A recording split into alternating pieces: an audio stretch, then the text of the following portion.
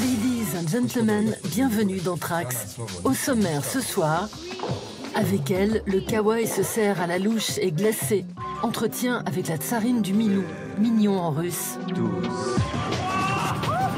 Plus près de toi, mon sol, les speedeux mettent la voile à l'envers. Et enfin, grâce à Robert, on peut mixer les doigts dans le nez.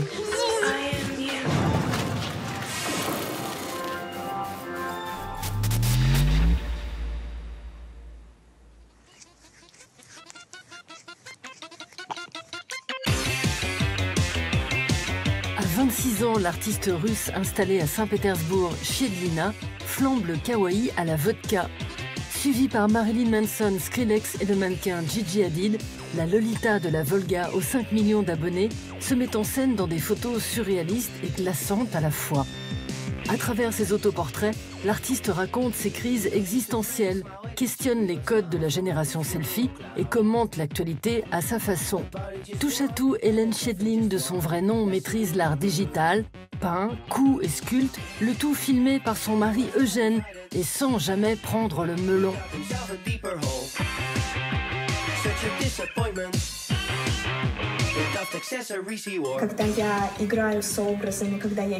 Pour créer mes images, je fais des associations étranges. Je m'amuse.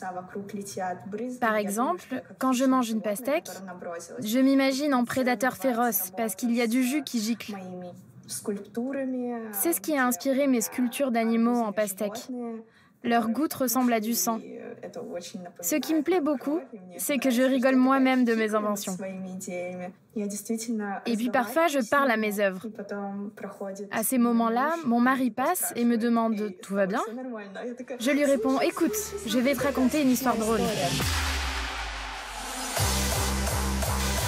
Shedlina sort de la toundra en 2016 en jouant une Barbie vénéneuse dans le clip de Little Big, les affreux Jojo électro de Saint-Pétersbourg. Tout n'a pas toujours été rose pour la Russe, née dans la ville industrielle de Saratov, proche de la frontière kazakh. Fille d'une modéliste et d'un policier à cheval, l'adolescente souffre de harcèlement au collège. À 13 ans, elle découvre Internet et publie ses premières photos sous le nom de Elena Terry. 3 ans plus tard, l'étudiante en graphisme s'installe à Saint-Pétersbourg et met le grand braquet. À la manière des matrioshkas, ces poupées russes qui en contiennent d'autres plus petites, Shedlina décline son image à perte de vue.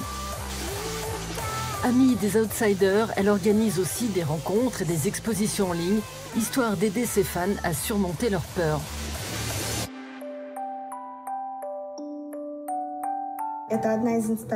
Dans mon exposition Révolution douce, j'avais imaginé une installation avec un dinosaure coloré, pas comme les autres. Il incarnait un adolescent végétarien et queer. Au lieu de faire peur aux visiteurs, il était avenant et leur disait « Salut, soyons amis, je m'appelle Dino ». C'est important de ne pas avoir peur d'avouer ce qu'on aime, que ce soit une couleur de cheveux ou une orientation sexuelle différente. En Russie, c'est parfois plus dangereux de parler que d'agir. Mais quand tu parles et qu'en plus tu agis, tu deviens comme une boussole puissante qui montre le chemin. Во время написания слова «лолипап» я умудрилась ошибиться и написать с одной буквы «Л», а заметила только благодаря комментарию, когда выложила в Instagram. Inspirée par la culture des Lolitas et du kawaii, Shedlina considère l'enfance comme un espace de liberté et un bon moyen de tourner le dos au monde figé des adultes.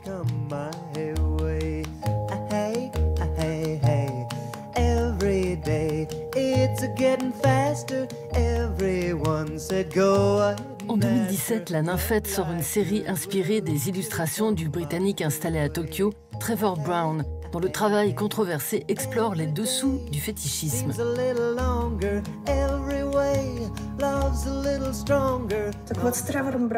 Je me suis complètement plongée dans le travail de Trevor Brown. J'adore les détails et le contraste entre l'enfance et la vie adulte. J'aime beaucoup son dessin de la fille au genou blessé. Pour moi, elle est simplement tombée parce qu'elle a joué. Certains y voient de la violence, mais moi, ça m'a beaucoup plu. Je n'y vois vraiment rien de terrifiant.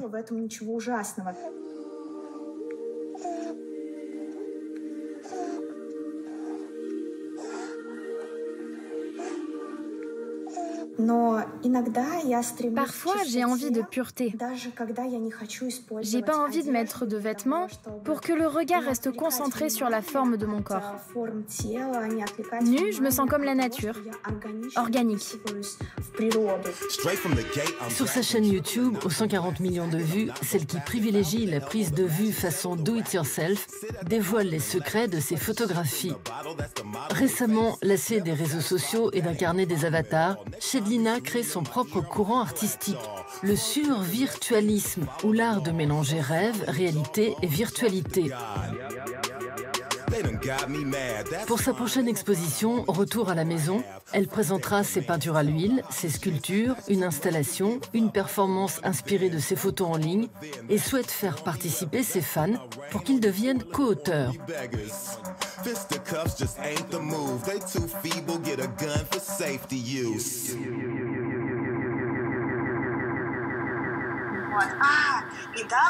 Il n'y a pas longtemps, j'ai fait ma toute première œuvre avec un vrai cadre. Ne faites jamais ça, les cadres coûtent trop cher.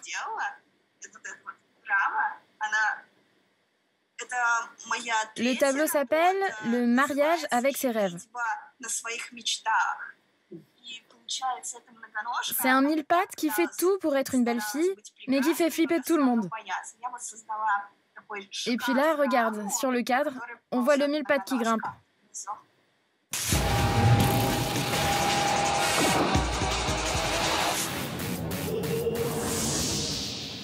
Je peux presque descendre, tu sais. Ouais. Et je vois comme ça votre vitesse. Et limite, on essaye de voir ce que ça donne sur l'espèce de crête, là. Ouais. À toutes. À toutes. C'est parti. Allez, bon run, mon kiki. Bon run.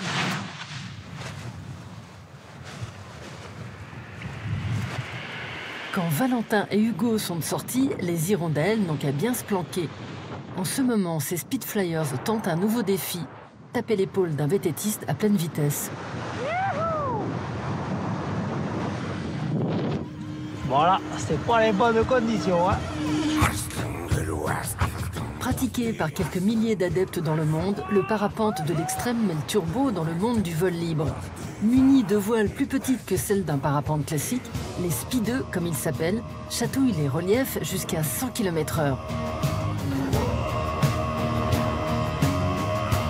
La différence avec le parapente, c'est que nous, on veut pas monter, on veut plutôt coller au terrain et aller le plus vite possible. Aller là où personne n'est allé avant, réaliser quelque chose que personne n'a réalisé avant, c'est ça qui m'a amené vers ce sport. Quand je mourrai, j'espère que ce sera en faisant ce que j'aime, comme tout le monde, a priori. On peut vouloir s'endormir dans son sommeil, c'est cool, mais c'est chiant.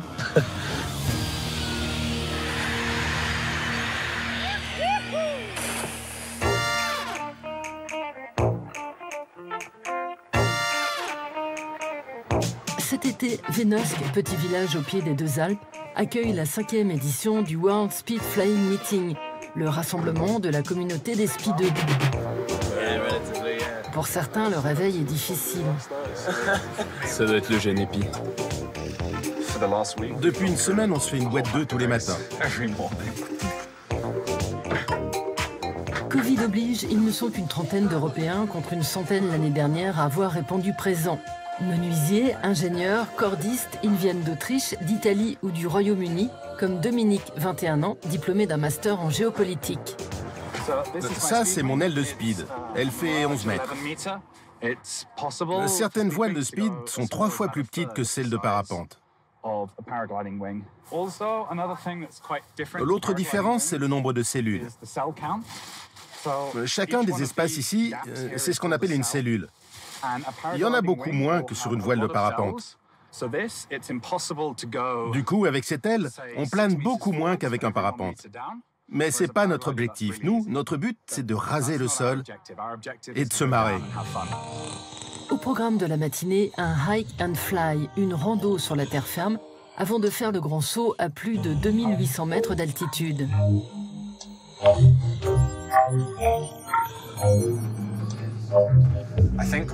Quand on est ici, on oublie que le coronavirus existe. Quand on vole, on ne pense à rien d'autre, absolument rien d'autre. Tu t'engueules avec ta copine, ta femme, tu dors mal, c'est pas grave. Dès que tu voles, tout disparaît. On arrive. Pratiquer le speed flying est une activité à haut risque. L'année dernière, lors du précédent rassemblement, un Italien de 32 ans a perdu la vie. Telle une tour de contrôle, les speed flyers sont aux aguets en quête du bon vent. Un vent de cul, un bon vent de cul, qui te chatouille les poils derrière. Les mecs, faites bien gaffe à vérifier qui vole avant et après vous.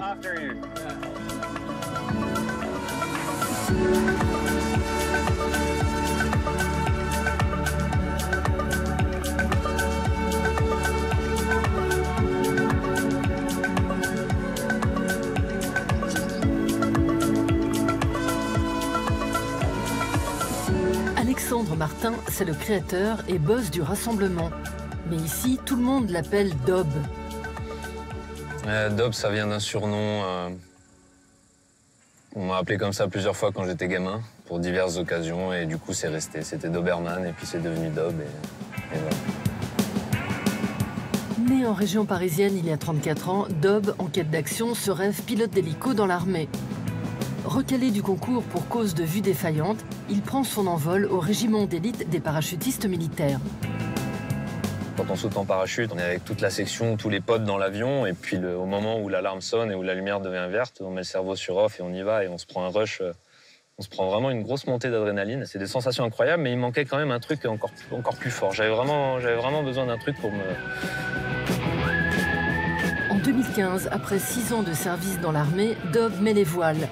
Désormais chauffeur poids lourd, il profite de son temps libre pour voler en speed. Une fois de temps en temps, j'ai besoin vraiment de me prendre une claque dans la gueule, et c'est ce qui arrive avec le speed flying. On prend un bol d'air, et quand on est dans des endroits comme ça, aux Deux Alpes, où on a les remontées à disposition, on peut le faire plusieurs fois par jour, et donc on se prend quelques bonnes claques dans la gueule tous les jours. Et c'est comme ça qu'on aime notre sport, et c'est ce qui nous fait vivre. Esthète du proximity flying, le vol de proximité, Jean-Baptiste Chandelier, sorte de Peter Pan du parapente, dompte le vent avec sa grande voile pour mieux flirter avec l'environnement qui l'entoure.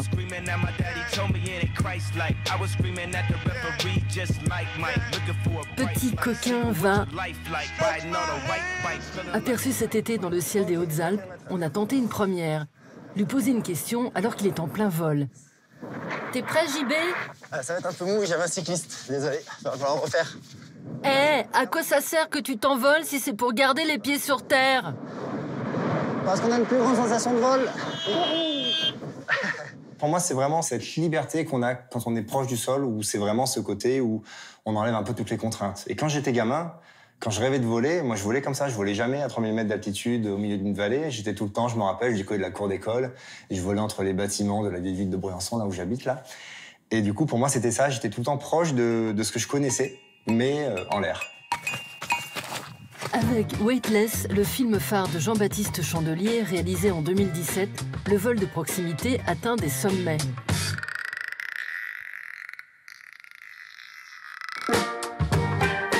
Tournée sur 3 continents, la vidéo du Français frôle les 50 millions de vues sur la toile.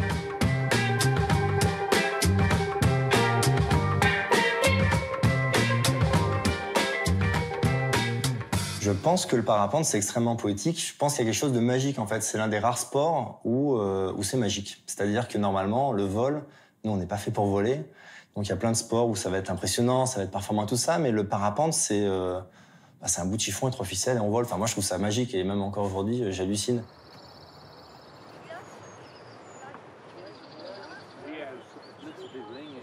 Regarde comme il fonce.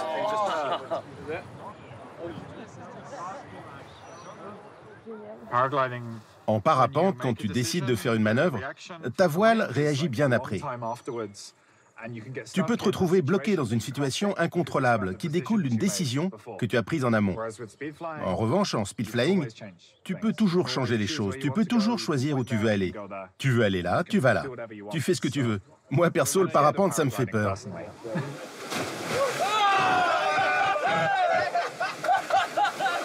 C'est tellement rafraîchissant de venir ici. On est entouré de montagnes, on marche, on vole, on se baigne dans ces montagnes. Quand je rentre à la maison, je dois vivre dans un bloc de béton. C'est juste surréaliste. Présent au World Speed Flying Meeting, Valentin Deluc cumule les performances de haut vol, comme ici avec le VTTiste freestyle Kylian Bron.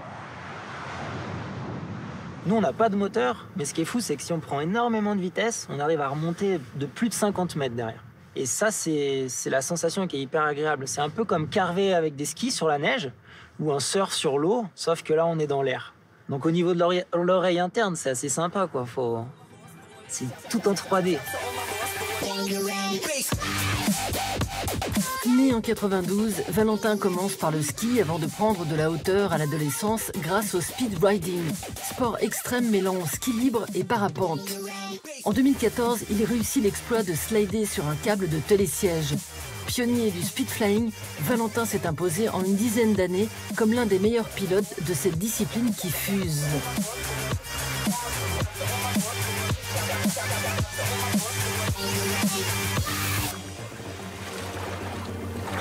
Moi, on m'avait expliqué quelque chose, c'était que quand on a peur dans la nature, c'est pour un peu mettre ton corps en alerte et pour que tu sois plus performant, pour éviter de te faire manger ou quelque chose comme ça.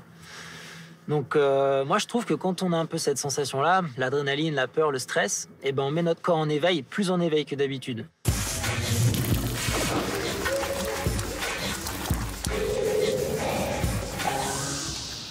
Piverator, ce n'est pas de la science-fiction, mais l'une des cybercréatures mises au monde par Marco Barotti.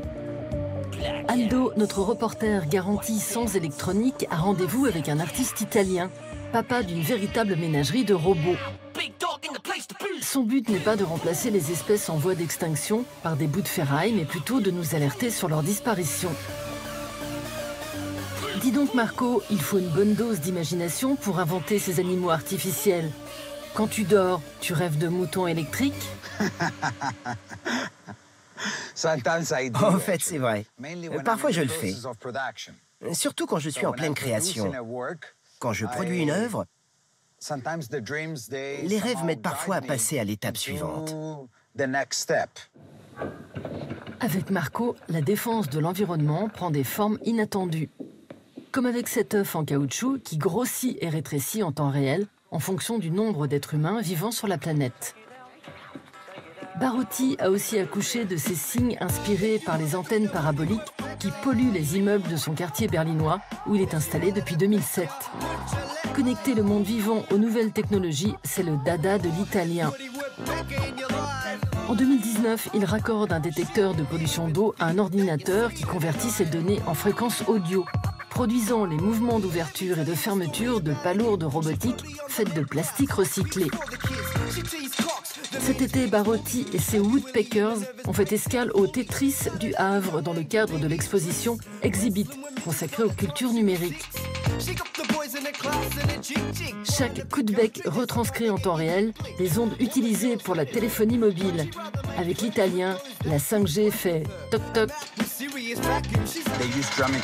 Les pivers utilisent ces coups de bec pour communiquer entre eux, comme on utilise ces fréquences pour communiquer via Internet ou les téléphones portables. Et puis j'ai aussi choisi ce nom parce qu'à l'époque de la guerre froide, il y avait une fréquence fantôme qui piratait des stations de télévision, les radios des avions et ce genre de trucs. Après la guerre froide, on a découvert que c'était les Russes qui envoyaient cette fréquence. C'était une machine appelée le pivert russe. Né en 79 d'une chanteuse et d'un guitariste, Marco suit des études à l'Académie de jazz de Sienne en Toscane, où il apprend à jouer du saxophone et de la batterie. S'il s'est éloigné depuis de sa carrière de musicien, le son n'est jamais bien loin dans ses œuvres. Ses premières installations sonores se font en collaboration avec le collectif Plastique Fantastique basé à Berlin et spécialisé dans les matières souples. Parmi ses créations, la plus impressionnante, Kamikaze Diver, une énorme capote de 10 mètres de long, conçue pour la chanteuse Peaches, sa voisine de palier à Berlin. J'étais curieux d'expérimenter d'une manière ou d'une autre la visualisation du son.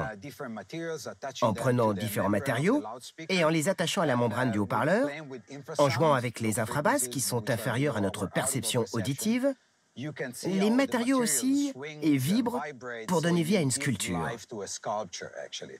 Les sculptures deviennent non seulement sonores, mais aussi cinétiques. Elles bougent avec le son.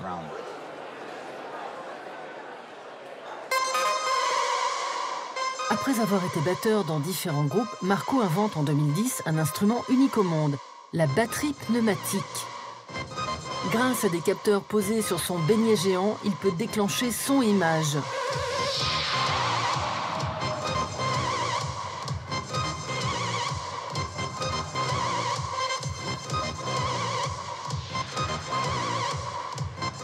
Dis donc Marco, quand est-ce que tu remets ça? J'ai beaucoup aimé jouer à l'époque. J'ai adoré le public. C'est super. Tu entres et puis, avec les tambours pneumatiques, c'était toujours très spécial. Parce que je me suis retrouvé tout seul. Je n'étais plus le batteur. J'étais le leader et ça a été la fin. C'était bien jusqu'à un moment, puis tout d'un coup, ça ne m'a plus touché. Dans l'art, si les choses ne te touchent plus, quelque chose ne va pas. Et tu dois emprunter une autre voie. Quand c'est plus là, c'est fini. C'est comme dans un couple.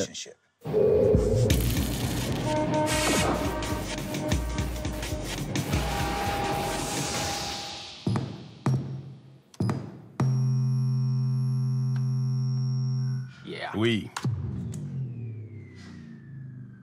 Joli. Je m'en lasse pas. Quel chemin parcouru depuis l'époque où il fallait une armada de poids lourds pour transporter les synthés du prog rock. Et puis Robert est arrivé et la musique électronique est devenue un truc qu'on peut même jouer sans les mains.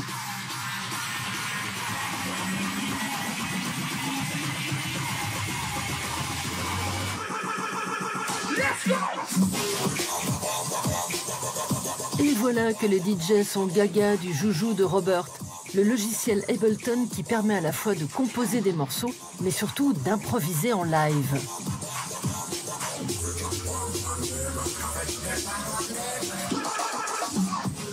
Avant, la musique électronique était un truc de privilégié. Il fallait mettre la main sur ces machines. Il fallait les transporter. Et quelqu'un devait payer pour tout ça. En transposant beaucoup de ces fonctions dans un bout de logiciel, tu permets aux gens de se déplacer avec une seule valise et malgré tout, réussir à faire une musique complexe. C'est ça la révolution. Dans son studio du quartier de Kreuzberg à Berlin, l'ingénieur et compositeur allemand Robert Henke peaufine son dernier coup de génie. Restaurer des ordinateurs Commodore du début des années 80 avec son installation CBM 8032 AV. Sur scène, tel un chef d'orchestre, il en dirige 5 grâce à un logiciel qu'il a créé. 3 ordinateurs créent des sons, un le graphisme et le dernier contrôle le tout.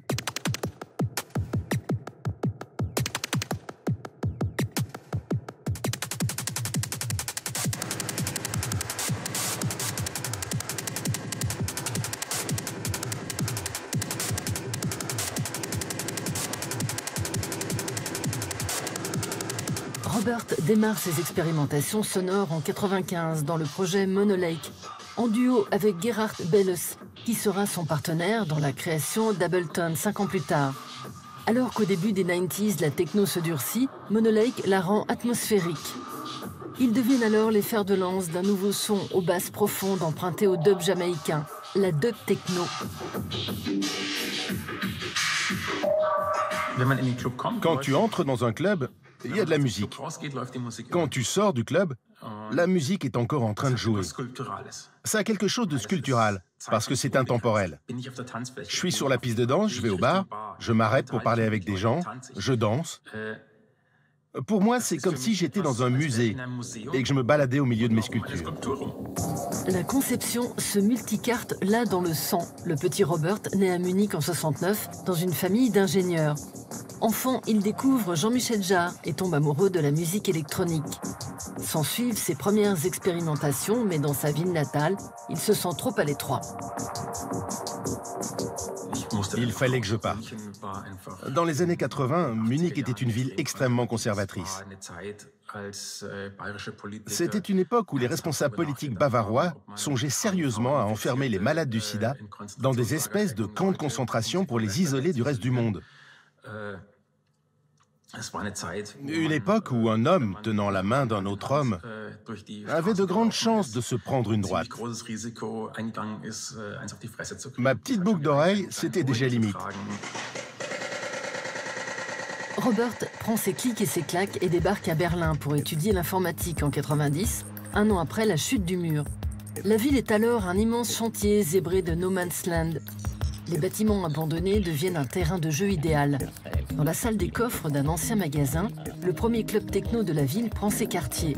Le Trésor, le coffre en français, réunit la jeunesse d'Est et d'Ouest, séparée depuis 28 ans. Un monde en dehors du monde, où la police, qui a d'autres chats à fouetter, ne pénètre que rarement. C'est le moment où mon monde a tourné à 180 degrés. Tu arrives, tu descends ces escaliers, il fait sombre, t'es dans le brouillard, tu vois à peu près jusque-là. C'est affreusement fort, et c'est que de la basse et du rythme. Et ça ne s'arrête jamais.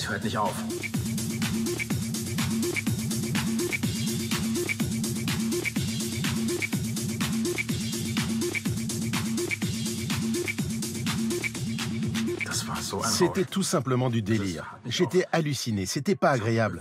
C'était complètement dingue. Je suis sorti de là et je me suis dit, ok, je retournerai plus jamais là-dedans. Et le lendemain, je revenais.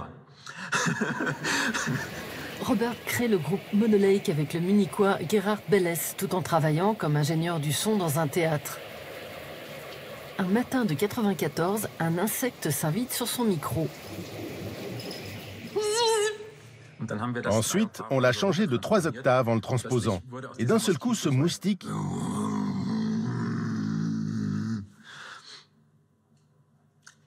Robert, tu peux le refaire?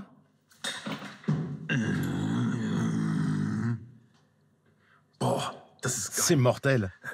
Un peu plus de basse? Cet enregistrement mythique, c'est Cyan, un morceau de 12 minutes qui permet au groupe de voler de ses propres ailes lorsqu'il devient en 96 la première signature du label Chain Reaction. À la tête de celui-ci, le berlinois Marc Ernestus, patron de la boutique de disques Hardwax depuis 89.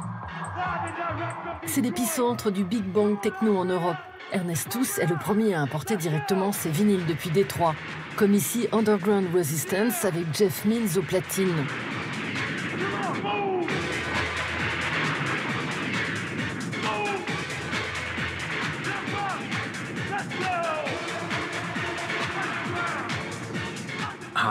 Hardwax avait une politique d'achat très stricte. C'était pas vraiment quelque chose de démocratique. C'était très clair. Ça, là, c'est génial. Et ça, là, c'est de la merde. Il fallait faire avec.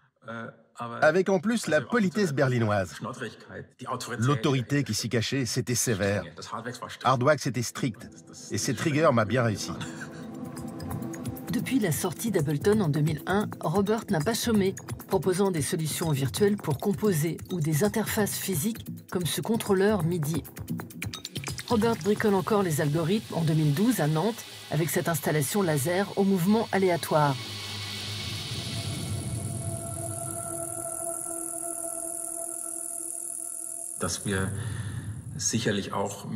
Le fait qu'on soit responsable de la manière dont la musique se fait aujourd'hui et de comment elle sonne, c'est super, bien sûr. Et ça reste fascinant. Bien sûr, on peut faire de la musique chiante avec Ableton. C'est pas grave, tant qu'on se fait plaisir. Mais on peut aussi faire des trucs cool. C'est une erreur de penser que l'outil est responsable de ce que les gens font avec. Trax, c'est où tu veux, quand tu veux, sur arte.tv et les réseaux sociaux.